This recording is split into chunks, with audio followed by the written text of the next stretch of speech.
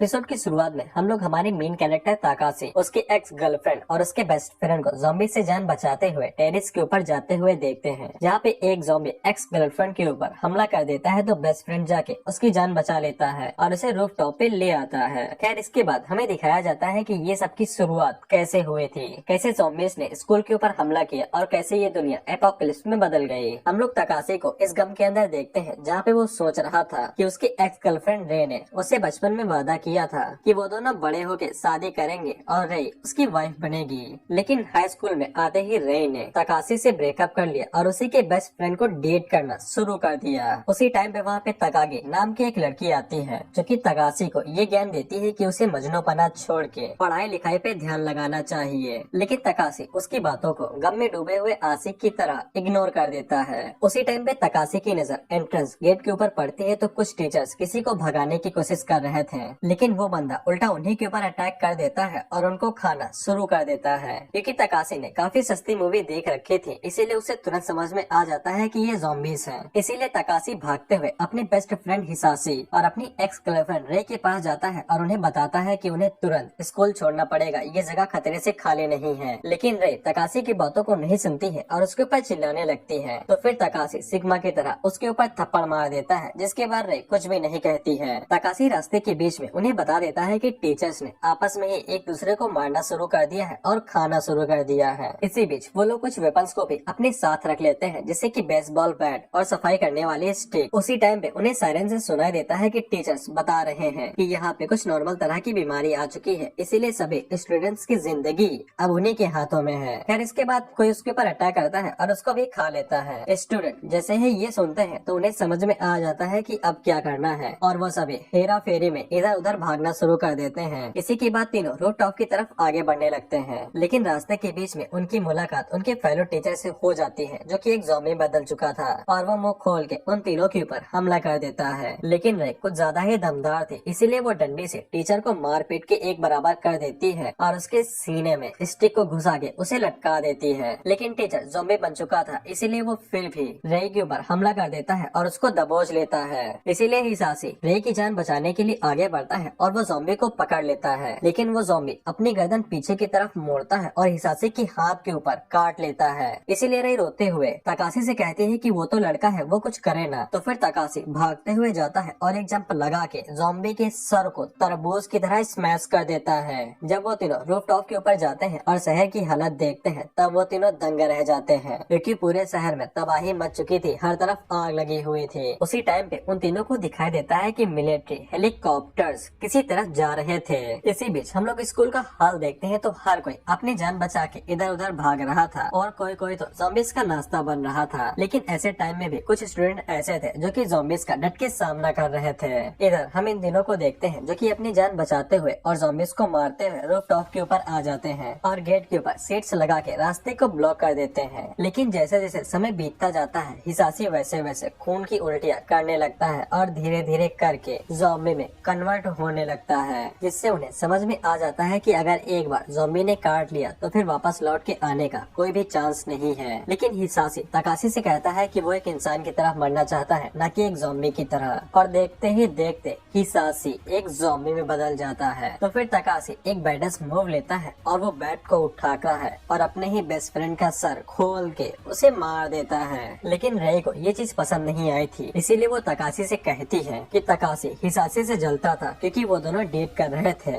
इसीलिए उसने हिसाशी को मार दिया। लेकिन तकाशी उसके साथ बहस नहीं करना चाहता था, इसीलिए वो फिर से नीचे की तरफ जाने लगता है कुछ ज़ॉम्बीज़ का सर फोड़ने के लिए। लेकिन रे रोते हुए उसके पास आती है और उससे कहती है कि उसका वो मतलब नहीं था जो वो कह रही थी, और वो तकाशी से कहती है कि तकाशी उसको छोड़ के न जाए। तकाशी उसके चेहरे की तरफ देखता है और उसे गले लगा लेता है और वो अपने मन के अंदर सोचता है कि ये पहली बार था कि मैंने एक ही दिन में अपने बेस्ट फ्रेंड के सर को खोल दिया और उसके बाद अपनी एक्स गर्लफ्रेंड को पहली बार गले लगाया। फिर हम लोग तकागी और उसके साथ एक मोटे बंदे को देखते हैं और वो दोनों अपनी जान बचा के इधर उधर भाग रहे थे और तकागी इस बात से काफी नाराज थे कि वो किसी मोटे के साथ कैसे फंस गई जो किसी काम का नहीं है। फिर हम लोग स्कूल के क्लिनिक को देखते हैं जहाँ पे हम लोग डॉक्टर शिजुका को देखते हैं और वो अपने साथ कई सारी दवाइयाँ लेके जा रही थी। उसी टाइम पे वहाँ पे कई सारे ज़ॉम्बीज आते हैं जो उनके ऊपर हमला कर देते हैं, लेकिन शिजुका के साथ वहाँ पे एक स्टूडेंट भी था जो कि शिजुका को बचाने के लिए अपने आप को बलिदान कर देता है। फिर बचे कुछ ज़ॉम्बीज शिजुका को चारों तरफ से घेर लेते हैं, लेकिन उसी टाइम पे वहाँ पे एक और स्टूडेंट आती है जिसका नाम सेको था और सेको अपनी वुडन शॉट के साथ वहाँ पे जितने भी ज़ॉम्बीज थे उन सभी के सर को तरबूज की तरह फोड़ देती है। और जिस स्टूडेंट ने शिजुका को बचाने के लिए खुद को बलिदान किया था, सेको ऑनर के तौर पे उससे उसका नाम पूछती है, जिसके बाद वो उसको भी मार देती है। इधर हम लोग तकागी और मोटू को देखते हैं जो कि स्टाफ रूम के अंदर आ गए थे और उनके हाथों में कई सारा सामान लग जाता है, लेकिन उसी टाइम पे मोटू के हाथों में एक नेल गन लग जाती है जिसको मोटू अपने हिसाब से मॉडिफाई कर लेता है और उसको एक मशीन गन की तरह यूज करने लगता है। उसी टाइम पे कई सारे ज़ॉम्बीज उनके ऊपर हमला कर देते हैं और वो तकागी को काटने ही वाले थे कि मोटू नेल गन का यूज करता है और उन सभी को ठुस ठुस करके मारने लगता है। लेकिन जब कीलें खत्म हो जाती हैं तब वो तकागी से उन्हें रिफिल करने को कहता है, जिसपे तकागी उसे कहती है कि वो उसकी नौकर नहीं है, जिसपे मोटू पीछे गुस्से में घूमता है लेकिन बाद में प्यार से कहता है प्लीज। इधर हम लोग तकाशी और रे को देखते हैं जो कि सेफ्टी वाटर का यूज करते हैं ज़ॉम्बीज को मारने के लिए और वो आसानी के साथ उन सभी को मार गिराते हैं। फिर वो दोनों मिलके नीचे की तरफ आने लगते हैं और रास्ते के बीच में जितने भी ज़ॉम्बीज थे वो दोनों मिलके उन्हें मार देते हैं। उसी टाइम पे तकागी को पता चलता है कि ये ज़ॉम्बीज देख नहीं सकते हैं, ये बस आवाज के जरिए ही दिशा की तरफ आगे बढ़ने लगते हैं। इधर सेको और शिजुका भी रास्ते के बीच में जितने भी ज़ॉम्बीज थे उन सभी को इग्नोर करते हुए आगे की तरफ बढ़ रहे थे। इधर मोटू तकागी से पूछता है कि तकागी ने मोटू को ही क्यों चुना, इस पे तकागी कह देती है कि ऐसे ही कोई बचा नहीं था। उसी टाइम पे वहाँ पे कई सारे ज़ॉम्बीज आ जाते हैं तो मोटू उनकी तरफ नेल गन से शूट करने लगता है, लेकिन इसी बीच एक ज़ॉम्बी तकागी के पीछे आता है जो कि उसके ऊपर हमला कर देता है, जिसको देख के तकागी काफी जोर से चिल्लाती है और सभी लोगों को उसकी चीख सुनाई देती है, इसीलिए वो सभी भागते हुए उन्हीं की तरफ आने लगते हैं। इधर वो ज़ॉम्बी तकागी को दीवार की तरफ ले जाने लगता है उसके ऊपर हमला करने के लिए। तकागी के हाथों में जो भी सामान आता है वो ज़ॉम्बी की तरफ फेंकने लगती है, लेकिन ज़ॉम्बी रुक ही नहीं रहा था। लेकिन अचानक से तकागी के हाथों में एक ड्रिल मशीन लग जाती है। फिर तकागी उसी का यूज करती है ज़ॉम्बी को मारने के लिए, लेकिन उसके यूज करने की वजह से उसके कपड़ों के ऊपर खून की छींटे लग जाती हैं। उसी टाइम पे कई सारे ज़ॉम्बी शोर की वजह से उनकी तरफ आगे बढ़ने लगते हैं, तो जितने भी लोग वहाँ पे खड़े थे वो सभी ज़ॉम्बीज के साथ फाइट करने लगते हैं। फिर वो सभी मिलके एक एक ज़ॉम्बी को मार देते हैं और एक दूसरे को अपने अपने नाम बताते हैं, लेकिन तकागी का मानसिक संतुलन बिगड़ चुका था, इसीलिए वो सभी के ऊपर चिल्लाने लगती है। लेकिन जब तकागी अपने आप को इस हालात में खुद को शीशे में देखती है तब उसे रोना आ जाता है और वो रोते हुए कहती है कि उसे मम्मी के पास वापस जाना है। देखो आगे बढ़ती है जो कि तकागी को संभालती है और वो सभी तकागी को इस तरह से रोते हुए देख के उदास हो जाते हैं। थोड़े टाइम बाद जब तकागी ठीक हो जाती है तब वो सभी लोग टीचर्स ऑफिस में जाते हैं और कार केस ढूंढने की कोशिश करने लगते हैं। इसी बीच वो सभी लोग प्लान बनाते हैं कि वो सभी एक एक करके हर किसी की फैमिली के अंदर जाएंगे ये चेक करने के लिए कि उनकी फैमिली ठीक है या नहीं, और जिसकी फैमिली सबसे नजदीक है वो सबसे पहले उन्हीं के पास जाएंगे। लेकिन उसी टाइम पे वो लोग जब न्यूज को ऑन करते हैं तब उन्हें पता चलता है कि बाहर की दुनिया के हालात बद से बदतर हो चुके हैं। जहाँ देखो वहाँ पे ज़ॉम्बीज के हमले हो रहे हैं और जितने भी नेता हैं वो सभी भी ज़ॉम्बीज में बदल चुके हैं और सिचुएशन आउट ऑफ कंट्रोल हो चुकी है।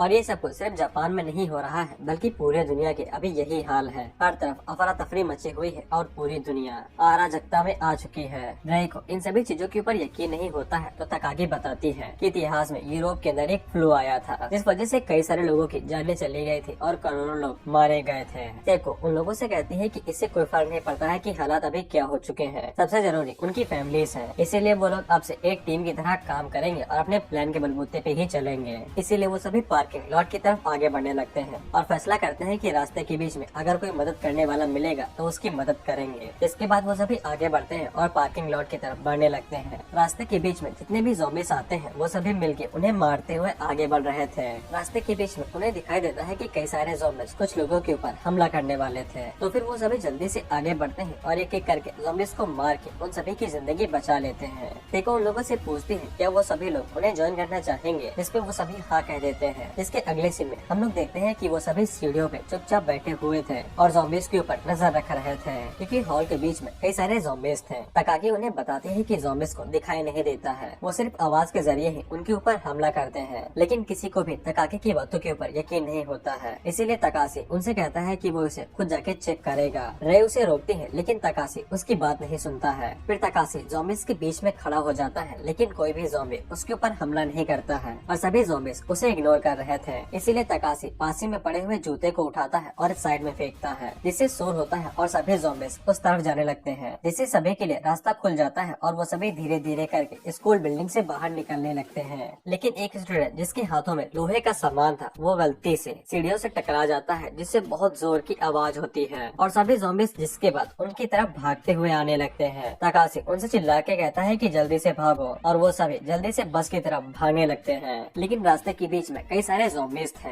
इसीलिए तकाशी और सेको आगे बढ़ते हैं और वो सामने की तरफ जितने भी ज़ॉम्बीज़ थे उन सभी को मारते हुए रास्ते को साफ कर रहे थे। उसी टाइम पे एक बंदे को ज़ॉम्बीज़ पकड़ लेते हैं और उसे खाने लगते हैं, तो उसकी जो गर्लफ्रेंड थी वो उसकी तरफ जाने लगती है। तकागी उसे रोकती भी है कि अब इसका कोई भी फायदा नहीं है, वो ज़ॉम्बी बन जाएगा। लेकिन उसके गर्लफ्रेंड अपने बॉयफ्रेंड के साथ ही मरना चाहती थी, इसीलिए वो अपने बॉयफ्रेंड के साथ चली जाती है। जिसपे तकागी को समझ में नहीं आता है कि उस लड़की ने ऐसा क्यों किया। जिसपे शिजुका उसे बताती है कि दुनिया खत्म होने वाली है, अगर वो सभी यहाँ से बच के भी निकल जाए तो जिंदा रहने के कोई भी चांसेस नहीं है, इसीलिए अपने चाहने वालों के साथ मरना यही सबसे अच्छा रहेगा। खैर वो लोग इसी तरह से रास्ते को साफ करते हुए बस के अंदर बैठ जाते हैं, जहाँ पे शिजुका बस को ड्राइव करने वाली थी और वो सभी वहाँ से निकलने ही वाले थे कि तभी वो लोग देखते हैं कि कुछ सर्वाइवर्स भागते हुए उनकी तरफ आ रहे थे, जिनमें से एक टीचर भी था। राई जैसे ही उस टीचर को देखती है जिसका नाम सीधो था, और जब तकाशी उसकी मदद करने के लिए आगे बढ़ने लगता है तब राई तकाशी को रोक देती है और कहती है कि तुम्हें उसकी मदद करने की जरूरत नहीं है। लेकिन तकाशी उसकी बात नहीं सुनता है, तो राई उससे कहता है कि तुम्हें पछतावा होगा जब तुम उसे एक बार बचा लोगे। इधर हम देखते हैं कि सीधो सभी की मदद कर रहा था कि सभी को जल्दी जल्दी आगे बढ़ जाए, लेकिन तभी एक टाइम पे एक स्टूडेंट का पैर फिसलता है और वो नीचे गिर जाता है। वो स्टूडेंट सीधो का पैर पकड़ लेता है और बताता है कि उसकी एड़ी टूट चुकी है, अब वो चल नहीं पाएगा। लेकिन सीधो कुछ ज्यादा ही जालिम था,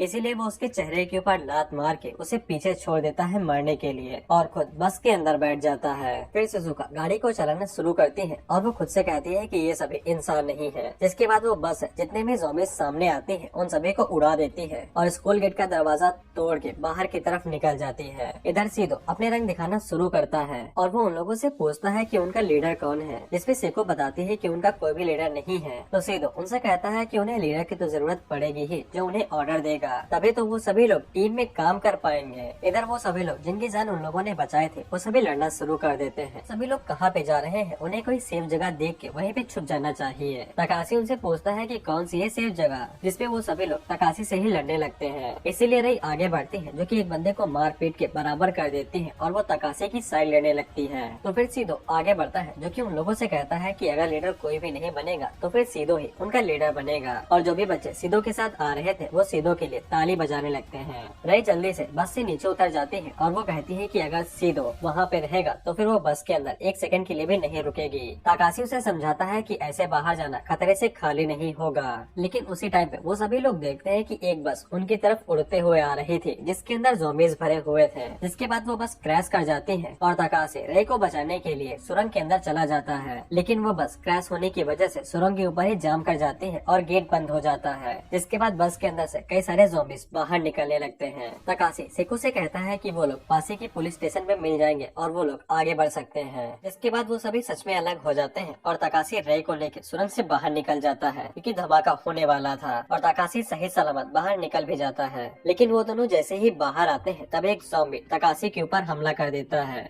उसने अपने सर के ऊपर हेलमेट पहन के रखा था, इसीलिए तकाशी उसका सर फोड़ नहीं पा रहा था। लेकिन उसी टाइम पे रई तकाशी की मदद करती है और वो ज़ॉम्बी के सर के ऊपर ईंट मार के उसका सर फोड़ देती है। इसके बाद रई तकाशी को उठने के लिए अपना हाथ देती है। तकाशी सबसे पहले उस ज़ॉम्बी की बाइक को ढूंढता है, क्योंकि उसने हेलमेट पहन के रखा था और कुछ ही दूर जाने पे उसे उसकी बाइक मिल भी जाती है। इसके बाद तकाशी रई के साथ बाइक पे बैठता है और अगले पुलिस स्टेशन की तरफ आगे बढ़ने लगता है। इधर हम लोग तकाशी और रे को देखते हैं जो कि अभी भी बाइक से इधर उधर घूम रहे थे। रास्ते के बीच में वो लोग शहर से होते हुए जाते हैं। तब उन्हें पता चलता है कि शहर पूरी तरीके से बर्बाद हो चुका है और सभी लोग यहाँ से जा चुके हैं। रास्ते के बीच में उन्हें एक पुलिस कार दिखाई देती है, लेकिन जब वो उसके पास मदद लेने के लिए जाते हैं तब उन्हें पता चलता है कि पुलिस कार का एक्सीडेंट पहले ही हो चुका है और जो भी ऑफिसर अंदर थे वो पहले ही मारे जा चुके हैं। लेकिन वो लोग इस चीज का भी फायदा उठाते हैं और वो जल्दी से उन ऑफिसर्स की गन, हैंडकफ और उनके डंडे को अपने पास रख लेते हैं, ये सोचते हुए कि फ्यूचर में काम दे सकता है। जिसके बाद वो दोनों पेट्रोल भरवाने के लिए पेट्रोल पंप पे जाते हैं, जहाँ पे उन दोनों की बहस हो जाती है पैसों के लेके। लेकिन जो पेट्रोल पंप था वो सिर्फ पैसों को लेता था, तब वो पेट्रोल भरने देता था। तो फिर तकाशी पास के कन्वीनियंस स्टोर के अंदर जाता है पैसे लेने के लिए। लेकिन जब वो पैसे ले रहा था तभी उसे रे के चिल्लाने की आवाज सुनाई देती है। तो फिर वो तुरंत भागते हुए बाहर जाता है। तब उसको पता चलता है कि एक बंदे ने रे को पकड़ लिया है। उसने रे की गर्दन के ऊपर चाकू रख लिया था, इसीलिए तकाशी कुछ भी नहीं कर पाता है। इसके बाद वो बंदा रे को हरास्ट और हार्म करने लगता है और साथ में उसे असॉल्ट करने की कोशिश करता है। लेकिन तकाशी को जैसे ही मौका मिलता है तब वो तुरंत गन का इस्तेमाल करता है और उसके एक हाथ के ऊपर शूट करके उसे लंगड़ा कर देता है। जिसके बाद रे भी उससे अपना बदला लेने के लिए जा ही रही थी कि तकाशी उसे मना कर देता है और बताता है कि उनके पास टाइम नहीं है। दरअसल पंप के पास ज़ॉम्बीज़ इकट्ठा हो रहे थे, इसीलिए उन्हें तुरंत निकलना पड़ेगा। इसके बाद वो दोनों बाइक को स्टार्ट करते हैं और वहाँ से निकल जाते हैं। जिसके बाद ज़ॉम्बीज़ आगे बढ़ते हैं और उस बंदे को नोच के जिंदा खा जाते हैं। जिसके बाद हम लोग जापानीज एयरपोर्ट पे दो ऑफिसर्स को देखते हैं जो कि स्पेशल फोर्स है और वो एयरपोर्ट के ऊपर जितने भी ज़ॉम्बीज़ थे उनको स्नाइपर की मदद से मार रहे थे और ये लड़की शिजुका की दोस्त है। उसी टाइम में हम लोग बस को देखते हैं जो कि ट्रैफिक के अंदर फंस चुकी थी और उनका निकल पाना नामुमकिन सा हो गया था। वहीं पे हम लोग सीतो को देखते हैं जो कि किसी कल्ट के लीडर की तरह उन बच्चों को मैनिपुलेट करने की कोशिश कर रहा था। मोटो यानी कि हिरानो उसे पूछता है कि मैं उसे शूट कर दूं, लेकिन तकागी उसे मना कर देती है। इसके बाद सीतो बचे हुए लोगों से कहता है कि तकाशी और रे पहले ही जा चुके हैं, इसलिए अब उनमें से कौन कौन अलग होना चाहता है या फिर वो लोग साथ रहना चाहते हैं। जहाँ पे शिजुका, तकागी, मोटो, सेको दोनों बस से अलग होके तकाशी से मिलने के लिए जाना चाहते थे, लेकिन सीतो उन्हें रोक देता है और वो कहता है कि वो सभी जा सकते हैं लेकिन शिजुका को नहीं जाने दिया जाएगा क्योंकि वो एक डॉक्टर है, इसीलिए उसके पास मेडिकल सप्लाई हमेशा रहेगी। उसी टाइम पे मोटो सीतो के ऊपर एक कील को शूट करता है जो कि उसके गाल को छूते हुए पार निकल जाती है। मोटो बताता है कि ये जानबूझ के छोड़ा गया था, नहीं तो वो उसके सर के आर पार भी कर सकता था। इसमें सीतो उससे कहता है कि वो पागल हो चुका है, लेकिन मोटो आगे से कहता है कि पागल तो वो हो चुका था। दरअसल सीतो हमेशा मोटो को परेशान किया करता था स्कूल के टाइम में भी, इसीलिए वो हमेशा परेशान रहा करता था। मोटो को हमेशा से बस एक नॉर्मल लाइफ चाहिए थी, लेकिन सीतो हमेशा उसे परेशान किया करता था और उसका मजाक उड़ाया करता था। लेकिन अब ऐसे टाइम में जहाँ पे जिंदा और मुर्दा सब एक जैसे हो गए हैं तो फिर मोटो को किसी भी नियम को फॉलो करने की जरूरत नहीं है और वो सीतो को अभी के अभी मार सकता है। जिसके बाद मोटो सेकू से कहता है कि वो सभी लोग एक एक करके बाहर जाए, जिसके बाद मोटो आखिर में बाहर निकलेगा और इसी तरह से वो सभी लोग बस से अलग हो जाते हैं और सीतो का पीछा उनसे छूट जाता है। इधर हम लोग तकाशी और रे को देखते हैं जो कि उन सभी के आने का वेट कर रहे थे, लेकिन टाइम बीत जाने के बावजूद वो लोग अभी नहीं आए थे। उसी टाइम पे तकाशी को किसी के लड़ने की आवाज सुनाई देती है। इधर हम लोग देखते हैं कि इन चारों को ज़ॉम्बीज़ ने चारों तरफ से घेर लिया था। जहाँ पे मोटो के पास कीलें खत्म हो चुकी थी, इसीलिए सेको ने लीड ले ली थी और वो एक एक करके सभी ज़ॉम्बीज़ को मारते हुए जा रही थी। इधर हम लोग तकाशी को देखते हैं जो कि माउंटेन ड्यू पी चुका था, इसीलिए वो तूफानी करने की सोचता है। तो फिर तकाशी एक ट्रेलर से अपने बाइक को कुदाता है और वो डायरेक्ट ब्रिज के ऊपर आ जाता है, जहाँ पे वो सबसे पहले आते ही कई सारे ज़ॉम्बीज़ को बाइक की मदद से मार देता है। इसके बाद रे भी आगे बढ़ के सारे ज़ॉम्बीज़ को मारने लगती है और उसी टाइम पे तकाशी अपनी गन को मोटू को दे देता है। मोटू के हाथों में जैसे ही गन लगती है तब उसकी अंतरात्मा जाग उठती है और वो सभी ज़ॉम्बीज़ को शूट करके मार देता है। इसके बाद तकाशी आगे बढ़ते हुए सेको के पास जाता है और उसकी मदद करके एक ही बार में जितने ज़ॉम्बीज़ बचे थे उन सभी को मार देता है और इसी तरह से कुछ ही मिनटों के अंदर उन्होंने कई सारे ज़ॉम्बीज़ को मार दिया था। जिसके बाद वो सभी लोग इकट्ठा होते हैं और ये सोचने लगते हैं कि उन्हें आराम करने के लिए कहाँ पे रुकना चाहिए। जिसपे शिजुका उन्हें बताती है कि पास ही में उसकी फ्रेंड का एक अपार्टमेंट है और उसके पास की भी है, इसीलिए वो सभी लोग रेस्ट करने के लिए वहाँ पे रुक सकते हैं और उसकी फ्रेंड के पास एक धांसू कार भी है। कुछ ही मिनटों में वो सभी लोग अपार्टमेंट के पास पहुँच चुके थे, लेकिन तभी बिल्डिंग के अंदर से कई सारे ज़ॉम्बीज़ बाहर आने लगते हैं। तो वो सभी लोग इस बार डरते नहीं है और उनका सामना करते हैं। दरअसल उन्होंने जीने के लिए भागना छोड़ के लड़ना शुरू कर दिया था। अगले सीन में हम उन सभी लड़कियों को बाथरूम के अंदर बात लेते हुए देखते हैं और लड़के बाहर रह के पूरे हालातों का जायजा ले रहे थे और दूरबीन से नजर रखे हुए थे। और कमाल की बात ये थी कि उन दोनों को शिजुका की फ्रेंड के कबर्ड के अंदर से कई सारे वेपन्स और गोलियां मिली थी। जिसके बाद वो दोनों मिलके दूसरे कबर्ड को खोलते हैं। तब उसके अंदर गोला बारूद रखा हुआ था और कई सारी मॉडिफाइड गन्स भी, जिनको देख के मोटो एक्साइटेड हो जाता है और वो काफी ज्यादा खुश हो जाता है और एक एक करके गन को छूते हुए उनके नाम बताने लगता है। फिर वो दोनों चुपचाप एक जगह पे बैठ जाते हैं और मैगजीन के अंदर बुलेट्स को भरना शुरू कर देते हैं। उसी टाइम पे तकाशी मोटो से पूछता है कि उसने कभी असली गन चलाई है। इसमें मोटो तकाशी को बताता है कि जब वो अमेरिका गया था तब उसने करीब 1 महीने तक लगातार गन की प्रैक्टिस की थी, वो भी स्पेशल ट्रेनर के अंदर। इसीलिए मोटो के लिए गन को यूज करना काफी ज्यादा आसान है। फिर हम लोग ट्रैफिक को देखते हैं, तब वहाँ पे कई सारा ट्रैफिक इकट्ठा हो चुका था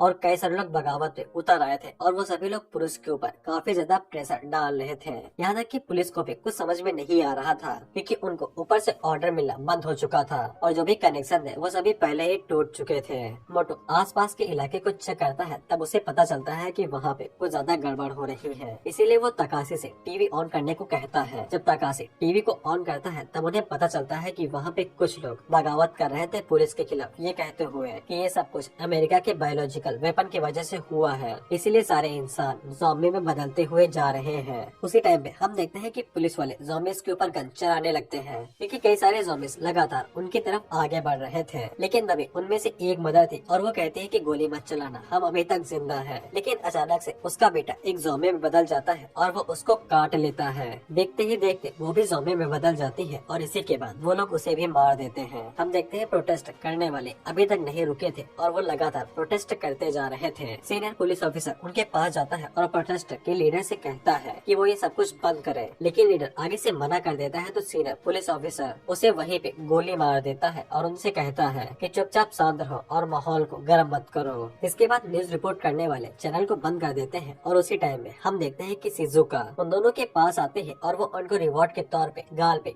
किस करती है, जिससे मोटो कुछ ज्यादा ही खुश हो चुका था और उसके एक्साइटमेंट में आने की वजह से उसकी नाक से खून आने लगता है। फिर तकाशी शिजुका को अपने साथ लेके जाता है और वो उसको एक जगह पे सुला देता है। जिसके बाद तकाशी रे के पास जाता है उससे बात करने के लिए। तो तकाशी को पता चलता है कि रे ने भी चढ़ा रखी थी और वो बार बार हिसासे के बारे में बात करते हुए तकाशी को नाराज कर रही थी। इसीलिए तकाशी रे के ऊपर चिल्लाने लगता है और वो उससे कहता है कि वो तकाशी है, हिसासी नहीं, और वो क्या हिसासी के बारे में बात करना बंद करेगी। तकाशी ने अपने हाथों से हिसासी को मारा था, इसीलिए अभी भी उसे गिल्ट हो रहा था। रे को भी पता चल जाता है कि उसने गलती कर दी है। जिसके बाद वहाँ पे माहौल गर्म होने लगता है और वो दोनों एक दूसरे को किस करने के लिए आगे बढ़ ही रहे थे कि तकाशी समझ जाता है कि ये सब कुछ गलत है, इसीलिए वो उसे मना कर देता है और कहता है कि हमें आगे बढ़ना चाहिए। उसी टाइम पे तकाशी को बाहर से कुत्ते की भौंकने की आवाज आती है और जब वो खिड़की के पास जाता है तब मोटो उसे बताता है कि माहौल कुछ ज्यादा ही खराब हो चुका है क्योंकि उनके अपार्टमेंट को कई सारे ज़ॉम्बीज ने चारों तरफ से घेर लिया था।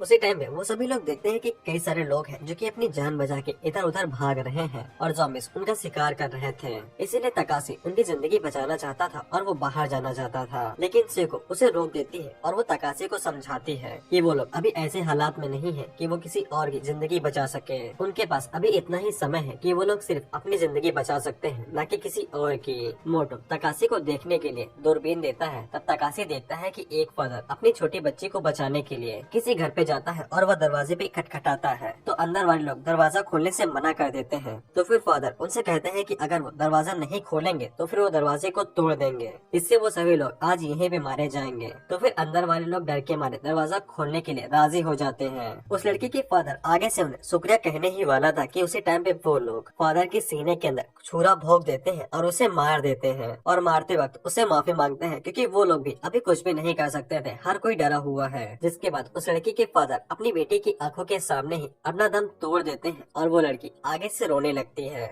लेकिन उसके रोने की आवाज की वजह से कई सारे ज़ॉम्बीज उसके तरफ अट्रैक्ट होते हैं और उसके ऊपर हमला करने के लिए आगे बढ़ने लगते हैं। तकाशी अपनी आंखें बंद कर लेता है, लेकिन उसी टाइम पे मोटो राइफल को लोड करता है और वो धक्का से एक ज़ॉम्बीज के सर को उड़ा के उसे बचा लेता है। तकाशी उसके तरफ देखता है तो मोटो आगे से कहता है कि वो 6 साल की एक छोटी बच्ची है। जिसके बाद तकाशी भी रेडी होता है और वो लड़की को बचाने के लिए बाहर जाने लगता है। सेको दरवाजे के सामने ही खड़ी थी तो तकाशी उससे कहता है कि वो अभी भी इंसान है, इसलिए उसके पास इंसानों वाली एबिलिटी है। तो फिर सेको भी आगे से कुछ भी नहीं कहती है और वो तकाशी को जाने देती है। रे अपने पास से एक राइफल निकालती है और वो तकाशी को दे देती है सेफ्टी के लिए। जिसके बाद तकाशी बाइक को स्टार्ट करता है और वो गली से होते हुए उस लड़की की तरफ आगे बढ़ने लगता है। रास्ते के बीच में जितने भी ज़ॉम्बीज तकाशी का रास्ता ब्लॉक करने की कोशिश करते हैं। तब मोटो अपनी राइफल और अपनी स्नैपिंग का जलवा दिखाते हुए उन सभी ज़ॉम्बीज़ को मारते जा रहा था और तकाशी के लिए रास्ता साफ कर रहा था। इसके बाद तकाशी बाइक लेके घर के अंदर एंट्री मारता है, तभी वो बाइक नीचे गिर जाती है और तकाशी को समझ में आ जाता है कि सब कुछ एनिमे की तरह नहीं होता है। उसी टाइम पे एक ज़ॉम्बी लड़की के ऊपर हमला करने वाला था, लेकिन तकाशी जल्दी से उस ज़ॉम्बी को मार के लड़की की जान बचा लेता है।